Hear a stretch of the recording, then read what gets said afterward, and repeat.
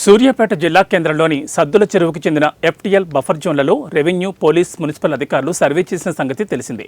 ఈ ప్రాంతాల ప్రజలు సర్వేపై తీవ్ర వ్యతిరేకత ఉన్నారు. జిల్లా కలెక్టర్ తేజస్ నందలాల్ పవార్ను కలిసి విజ్ఞప్తి చేశారు. ఎఫ్టీఎల్ బఫర్ జోన్ ప్రాంతాలని మాజీ మంత్రి ఎమ్మెల్యే జగదీష్ రెడ్డి స్వయంగా పరిశీలించారు. ఎఫ్టీఎల్ పరిధిలోని ఇళ్లను కూలగొట్టకుండా అడ్డుకుంటామని బీఆర్ఎస్ ఎమ్మెల్యే జగదీష్ రెడ్డి హామీ ఇచ్చారు. తక్షణమే సర్వే పనులు నిలిపివేయాలని సంబంధిత అధికారులను ఆయన డిమాండ్ చేశారు.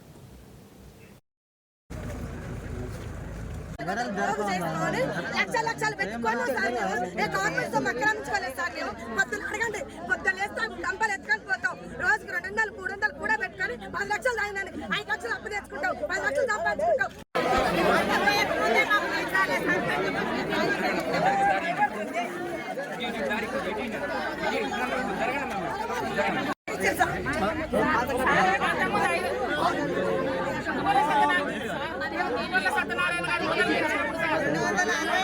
పరిస్థితి ఉంటే, ఏదన్నా వరద వచ్చి ఇల్లు కొట్టుకుపోయే పరిస్థితి ఉంటే మరి ఆడ మనుషులు కూడా చచ్చిపోతారు. కాబట్టి ఇల్లు పోవడంతో పాటు అటువంటి కాడ మాత్రం వాళ్ళని తీసి వేరే ఇల్లు కట్టించి వేరే ఇల్లు కొత్త ఇల్లు చూపించిన తర్వాతనే అటువంటి వాళ్ళను కొట్టుకుపోయే అవకాశం ఉన్న వాళ్ళు మాత్రమే మార్చాలి అని చెప్పి ఆ రోజు ఆలోచన చేసి ఆపినాం. ఇవన్నీ కూడా ఎక్కడ కూడా వద్దు అని చెప్పి కోర్టుకు కొంత సీరియస్గా చెప్పినా సరే కోర్టు ఏం రూలే చెప్తుంది తప్ప మనమే మనుషులు చూడాలి, మానవత్వం చూడాలి, మనుషులుగా ఆలోచన చేయాలి అనేది మనం ఆలోచన చేస్తాం. ముఖ్యమంత్రి గారు కేసీఆర్ గారు అట్లా ఆలోచన చేసి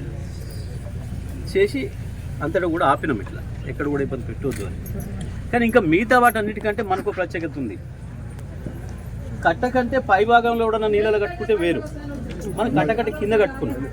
కట్ట కింద కట్టుకునే అర్థం లేదు.